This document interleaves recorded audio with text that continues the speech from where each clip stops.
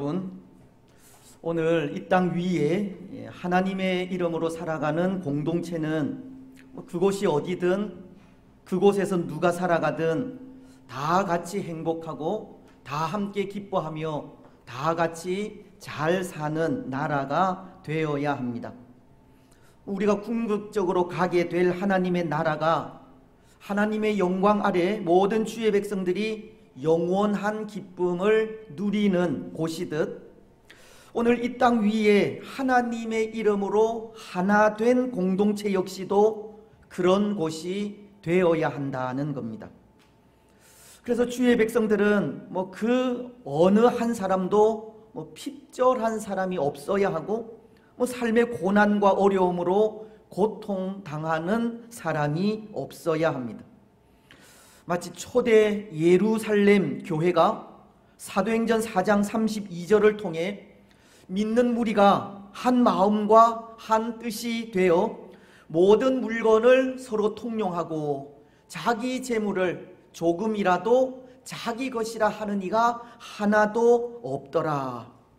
그리고 34절로 35절은 그 중에 가난한 사람이 없으니 이는 밭과 집 있는 자는 팔아 그 판 것의 값을 가져다가 사도들의 발 앞에 두매 그들이 각 사람의 필요를 따라 나누어 줌이라고 말씀하고 있듯이 하나님의 나라는 부한 자나 가난한 자 모두가 함께하는 나라이고 함께하는 그 삶을 통해 그 누구도 소외되거나 고통당해서는 안 된다는 것입니다.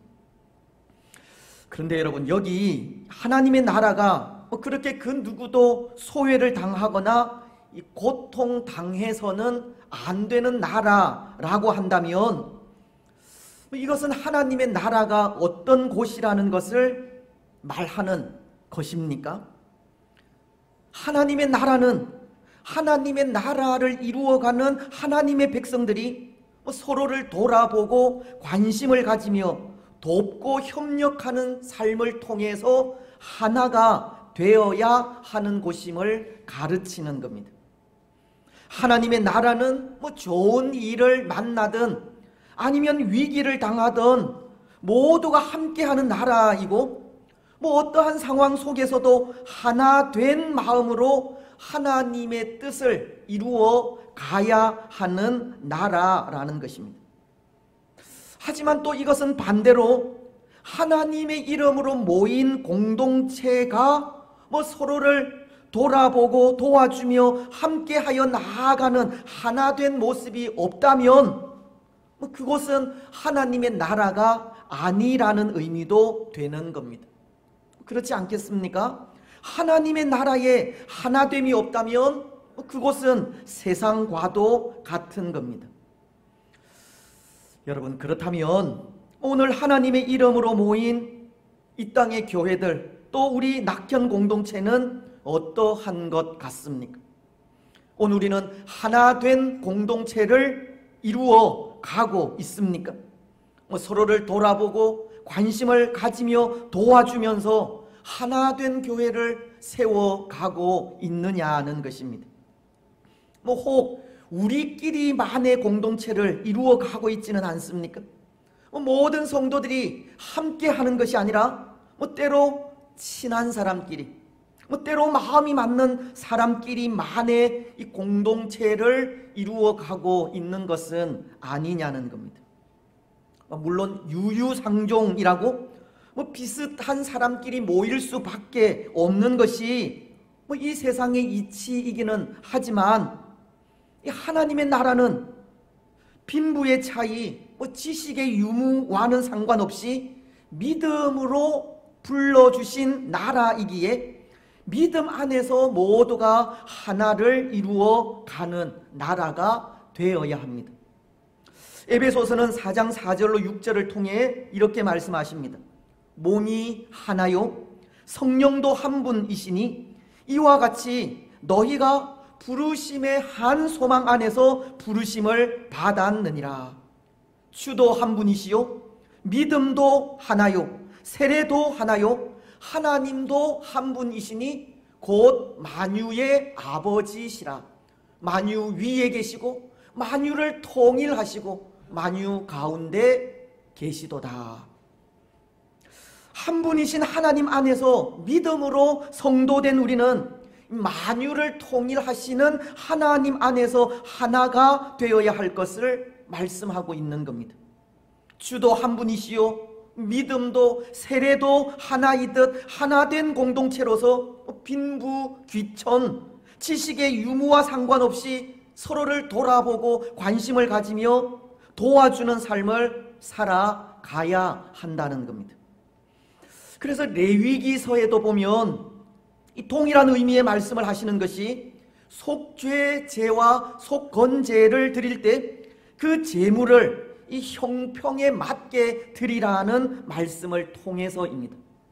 제사장과 온 회중은 흠 없는 숫송아지로, 족장은 흠 없는 숫염소로, 평민은 흠 없는 암염소나 어린 암양으로 드리라고 하시지만 가난한 자는 산 비둘기나 집 비둘기 2마리로, 그리고 극빈한 자는 고운 가루 10분의 1 에바, 즉 2.3리터를 드리도록 한 것입니다. 레위기서 5장 7절과 11절이 그것을 말씀하고 있는데요.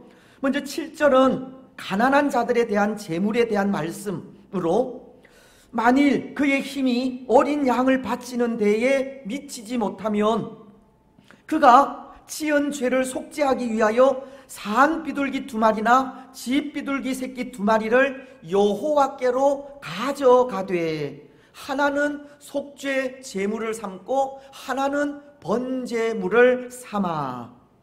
그리고 11절은 극빈자들이 바칠 제물에 대한 말씀으로 이렇게 말씀하고 있습니다. 만일 그의 손이 산 비둘기 2마리나 집 비둘기 2마리에도 미치지 못하면 그의 범죄로 말미암아 고운 가루 10분의 1 에바를 예물로 가져다가 속죄 제물로 드리되, 이는 속죄제인즉 그 위에 기름을 붓지 말며 유향을 놓지 말고. 이 속죄제와 속건제를 드릴 때 이 빈부의 차이에 따라서 형평에 맞는 제물을 드릴 것을 말씀하고 있는 겁니다. 이것은 혹 하나님께 죄를 범한 사람이 경제적인 이유로 속죄를 받지 못하는 일이 생기지 않도록 하기 위함입니다. 또 이것은 이 구속사적인 의미로 속죄제나 속건제의 규례는 예수 그리스도의 은혜로 말미암은 이 구원의 길을 가르치는 것으로 결코 빈부 귀천의 차이가 없다는 이 복음의 이 보편성에 대해 말씀하고 있는 것입니다.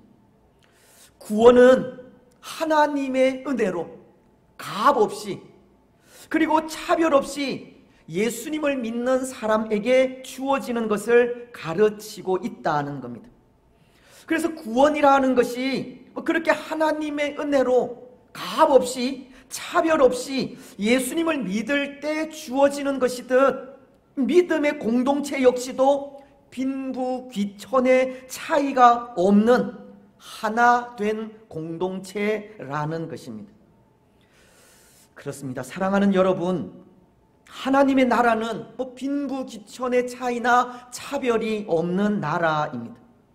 예수님을 믿는 믿음 안에서 모두가 공평하고 평등한 나라입니다. 때로 살아가는 삶의 모습은 다를 수 있지만 그것으로 인해 소외되거나 고통당해서는 안 되는 것입니다.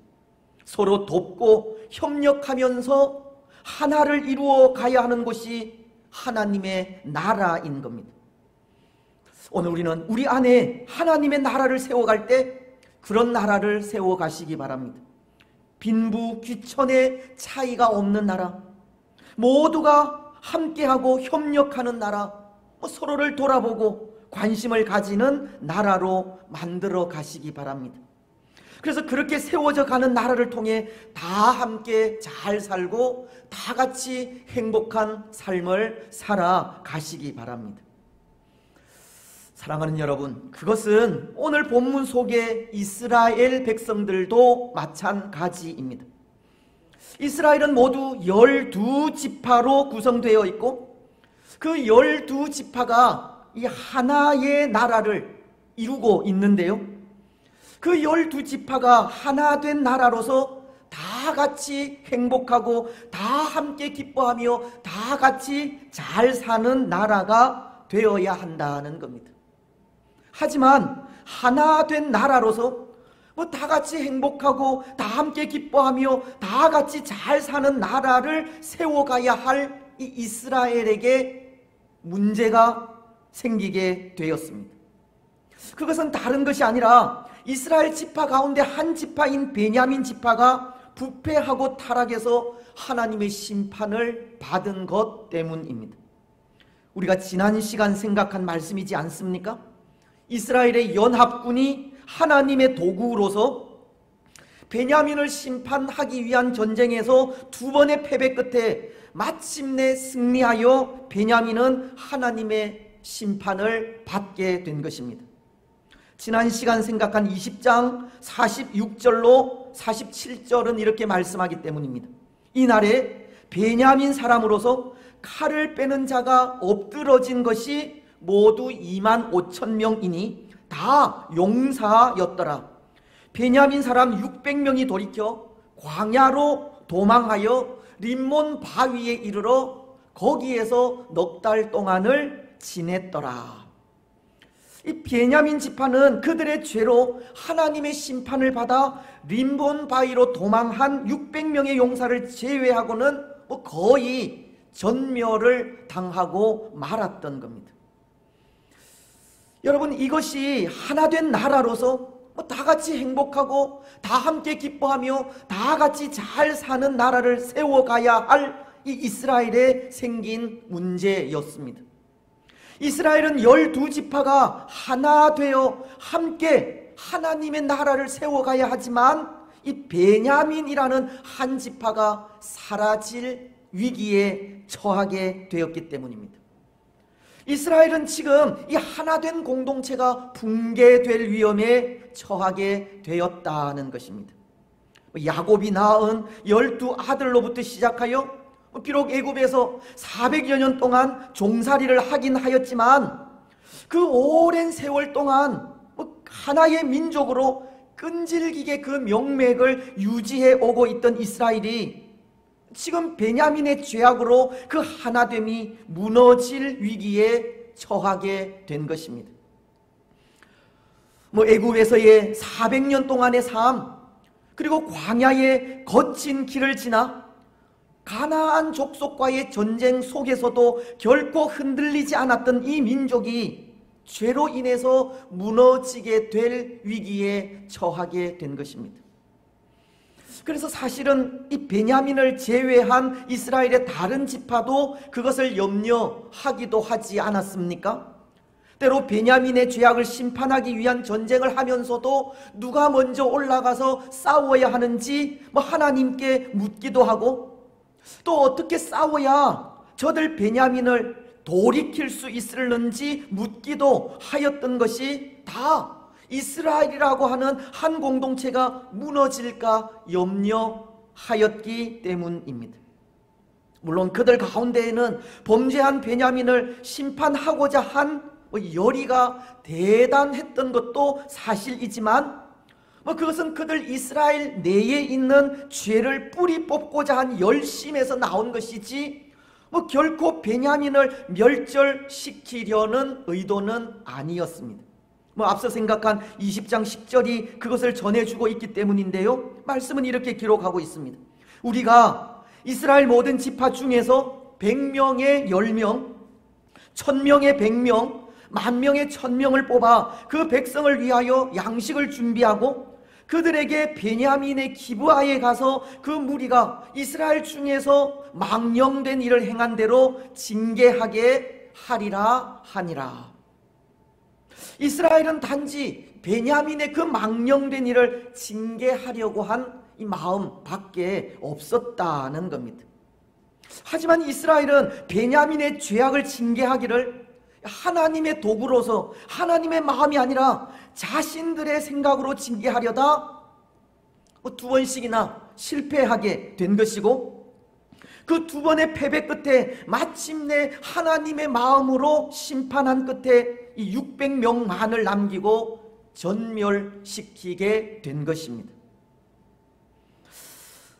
모르겠습니다. 이 이스라엘이 하나님의 마음으로 심판한 그 심판이 베냐민의 군사 약 2만 5천 명을 죽이고 단지 600명만을 남기기까지 전멸시킨 것이 하나님의 의도인지는 모르겠지만, 사실은 그 심판도 너무 가혹한 심판이 아니었나 하는 생각이 듭니다. 왜냐하면 이 망령된 일을 행한 자에 대한 징계가 어쩌면 베냐민 지파 그 전체의 심판으로 이어졌다는 생각 때문입니다. 하지만 여러분, 이 죄에 대한 하나님의 심판은 그런 것입니다. 단호하고도 분명한 겁니다. 비록 이스라엘 내에 한 지파가 사라질 수 있는 위기를 당한다 할지라도 이 범죄한 지파를 심판해서라도 이스라엘이라고 하는 거룩한 하나님의 나라를 유지해 갈 수 있다면 하나님은 그것을 더 원하시는 겁니다. 그래서 애굽에서 나와 광야의 길을 가면서 가나안과의 전쟁을 앞두고 있는 이스라엘에게 하나님은 이런 말씀을 하시기도 하셨습니다. 신명기서 7장 1절로 2절 말씀인데요, 네 하나님 여호와께서 너를 인도하사 네가 가서 차지할 땅으로 들이시고 내 앞에서 여러 민족, 헷 족속과 기르가스 족속과 아모리 족속과 가나안 족속과 브리스 족속과 히위 족속과 여부스 족속과 너보다 많고 힘이 센 7 족속들을 쫓아내실 때에 내 하나님 여호와께서 그들을 내게 넘겨 치게 하시리니 그때에 너는 그들을 진멸할 것이라. 그들과 어떤 언약도 하지 말 것이요 그들을 불쌍히 여기지도 말 것이며, 하나님은 가나안과의 전쟁을 하게 될 때 가나안의 7 부족을 치되 이 진멸하도록 치라고 하신 겁니다. 여기 진멸이라는 말은 깨끗하게 쓸어버리되 남김없이 없애버리라는 뜻입니다. 가나안의 모든 족속은 숨쉬는 것이라면 그것이 사람이든 짐승이든 남김없이 쓸어 없애버리라는 겁니다. 그래서 가나안 전쟁을 끝내고 여호수아서 10장을 통해 이 전쟁의 성과를 보고할 때 이런 보고를 하게 되는 겁니다. 여호수아서 10장 40절은 이와 같이 여호수아가 그 온 땅 곧 산지와 네겝과 평지와 경사지와 그 모든 왕을 쳐서 하나도 남기지 아니하고 호흡이 있는 자는 다 진멸하여 바쳤으니 이스라엘의 하나님 여호와께서 명령하신 것과 같았더라. 여호수아는 가나안의 모든 족속을, 그것도 호흡이 있는 자는 다 진멸하였다고 보고하고 있는 겁니다. 그리고 그것이 여호와께서 명령하신 것과 같았다고 하고 있습니다. 여호와 하나님은 가나안의 모든 족속은 호흡이 있는 자라면 다 쓸어 없애버리라고 하신 것이고, 그것은 혹여나 가나안 족속의 그 죄로 인해 거룩한 하나님의 백성들이 오염되고 물들어 가나안 족속들과도 같은 부패한 삶을 살아갈까봐 염려가 되었기 때문이며, 그래서 그렇게 진멸하라고 하신 여호와 하나님의 명령에 따라 여호수아는 가나안 모든 족속들은 그것이 생명이 있는 것이라면 다 진멸하게 된 것을 말씀하고 있는 겁니다. 하나님은 가나안의 부패함이 이스라엘의 거룩함을 해치게 할까봐 다 진멸하라고 명령을 하신 겁니다. 오늘 베냐민을 향한 하나님의 심판도 그런 의미라는 것입니다. 비록 베냐민의 심판으로 인해 한 사람도 남지 않고 다 전멸된다 할지라도 그것으로 인해 이스라엘 내에 그 죄악이 사라질 수 있다면 그것이 하나님께서 원하시는 것이고 하나님의 뜻이라는 겁니다. 비록 하나 된 이스라엘 공동체가 허물어지는 경우가 있다 하더라도 범죄한 베냐민에 대한 그 심판을 그렇게 하기까지 하나님께서 심판을 강행하신 것은 이스라엘이 거룩한 하나님의 나라로서 그 거룩함을 보존하기 위함이라고 하는 것입니다. 그렇습니다. 사랑하는 여러분, 오늘 하나님은 우리 공동체도 그렇게 되기를 원하시고 있습니다. 거룩한 공동체가 되기를 원하고 있다는 겁니다. 우리 가운데 죄를 멀리하기를 원하시고 죄와 더불어 살아가는 것을 원하지 않으시는 겁니다.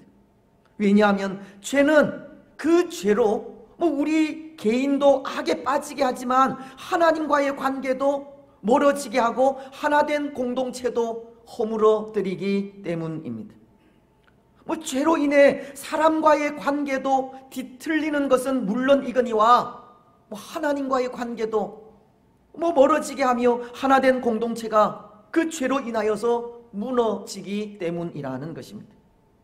그래서 데살로니가 전서는 5장 22절을 통해 이런 말씀을 하고 있는 것입니다. 악은 어떤 모양이라도 버리라.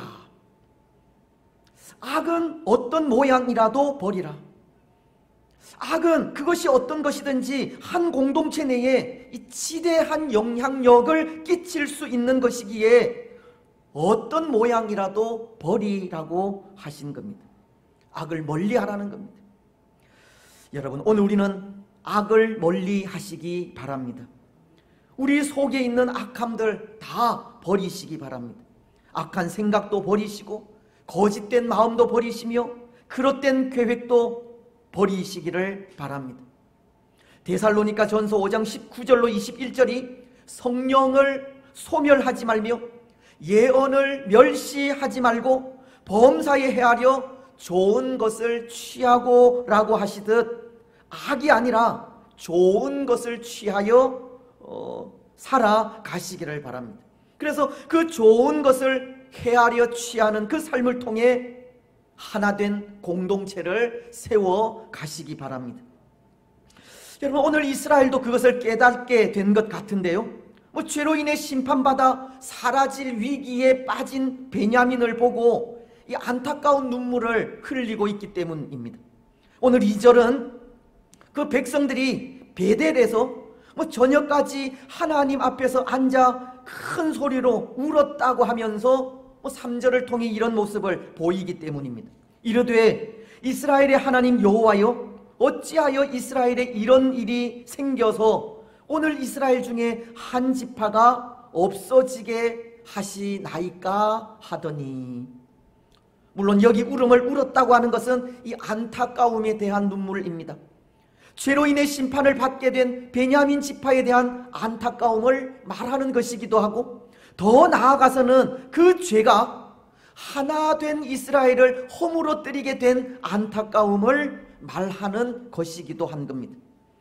죄로 인해 한 지파 베냐민만이 아니라 한 민족 이스라엘이라는 공동체도 허물어진 것에 대한 안타까움인 것입니다. 그래서 이스라엘 백성들은 4절을 통해 제단을 쌓고 이 번제와 화목제를 하나님께 드렸다고 합니다. 4절은 이렇게 말씀하기 때문입니다. 이튿날에 백성이 일찍이 일어나 거기에 한 제단을 쌓고 번제와 화목제를 드렸더라. 여기 번제는 이 제물 자체를 완전히 태워서 드리는 것을 말하는 것으로, 제물이 완전히 불에 태워지듯 완전한 헌신을 뜻하는 그런 제사입니다. 또 화목제는 내장과 기름만 불사르고 나머지 고기는 제사장과 이 제물을 드린 사람이 나누어 먹는 제사로, 그것이 서원의 의미인 서원제나 자원을 의미하는 자원제이듯, 베냐민의 심판으로 인해 이스라엘이 겪고 있는 그 흐트러진 마음을 이 이 다시 한번 새롭게 하고 헌신한다는 의미의 제사를 드리게 된 것입니다. 이 죄라는 것이 하나 된 이스라엘을 무너뜨렸다는 생각에 다시 한번 하나 된 이스라엘을 세워가기를 그렇게 헌신하게 된 것이고 그 일에 자원하게 된 것이라는 겁니다. 비록 베냐민의 심판으로 하나된 공동체가 이 허물어질 위기에 놓여 있기는 하지만 다시 한번 이 이스라엘이라는 나는 하나님께서 세우신 공동체를 세워가기를 이스라엘 백성들은 하나님께 제사를 드리면서 결단하게 되었다는 것입니다. 근데 여러분, 이것은 마치도 예수님의 십자가가 오늘 우리로 하나를 만든 것과도 같은 겁니다. 에베소서는 2장 12절로 13절을 통해 이렇게 말씀하십니다. 그때에 너희는 그리스도 밖에 있었고 이스라엘 나라 밖에 사람이라. 약속의 언약들에 대하여는 외인이요 세상에서 소망이 없고 하나님도 없는 자이더니 이제는 전에 멀리 있던 너희가 그리스도 예수 안에서 그리스도의 피로 가까워졌느니라. 십자가 위에서 예수님께서 흘리신 피가 오늘 우리 각 심령 속에서 역사하게 되었을 때 육신으로는 이스라엘 백성이 아니고 그리스도 밖에서 소망도 하나님도 없던 우리가 이 교회라는 공동체를 이루고 하나가 된 것과도 같다는 겁니다. 오늘 이스라엘이 번제와 화목제를 드리고 다시 한번 하나 된 이스라엘을 세워가기로 결단하게 된 것이 십자가 위에서 흘리신 그리스도의 피로 우리를 하나로 이루신 모습과도 같다는 것입니다. 사랑하는 여러분, 오늘 우리는 교회로서 예수 그리스도의 피로 하나가 되었습니다. 때로 육신적으로는 이스라엘 민족과 아무런 상관이 없고 그리스도 밖의 사람으로서 아무런 소망도 없었고 하나님도 알지 못하던 우리였지만 예수님께서 흘려주신 그 피로 영적인 이스라엘이 되었다는 겁니다. 하나님의 자녀가 되었고 하나된 하나님의 백성이 되었습니다. 그래서 예수 그리스도의 피로 하나된 우리는 이 동일한 하나님의 자녀요 하나님의 백성으로 예수님께서 우리를 위해 그렇게 헌신하시고 피 흘려주신 것 같이 우리 역시도 동일하게 하나님의 자녀된 우리 서로를 위하여 헌신하고 봉사하며 도우며 나아가야 하는 것입니다. 여러분, 오늘 우리도 이스라엘처럼 하나님 앞에 제단을 쌓고 번제와 화목제를 드리시기 바랍니다. 다시 한번 하나된 교회를 세워가기를 헌신하시고 결단하시라는 겁니다. 혹 그렇게 하지 못하였던 지난날의 잘못을 회개하면서 다시 한번 동일하게 하나님의 자녀된 우리 서로를 바라보며 서로를 돌아보고 관심을 가지며 도와주시기 바랍니다. 그래서 그 삶을 통해 더 하나된 하나님의 교회를 세워가는 복된 성도들이 되시기를 바랍니다. 이제 말씀을 맺겠습니다. 사랑하는 여러분, 오늘 우리는 그리스도 예수 안에서 하나된 교회입니다. 하나된 교회를 섬기면서 모두가 행복하고 모두가 잘 사는 삶을 살아가야 한다는 겁니다. 오늘 우리는 하나된 공동체로서 다 같이 행복하고 다 함께 기뻐하며 다 같이 잘 사는 교회를 세워가시기를 바랍니다. 서로를 돌아보고 더 많은 관심을 가지며 도와주면서 또 악을 멀리하고 함께 사역하는 성도들을 위로하고 축복하면서 그리고 다시 한번 하나님 앞에 제단을 쌓고 헌신과 하나됨을 결단하면서 더욱 하나된 교회를 세워가시기 바랍니다. 그래서 하나되어 든든하게 세워져 가는 교회를 통해서 다 같이 행복하고 다 함께 기뻐하며 다 같이 잘 사는 복된 삶을 살아가는 복된 성도들이 되시기를 주님의 이름으로 축복합니다. 아멘. 216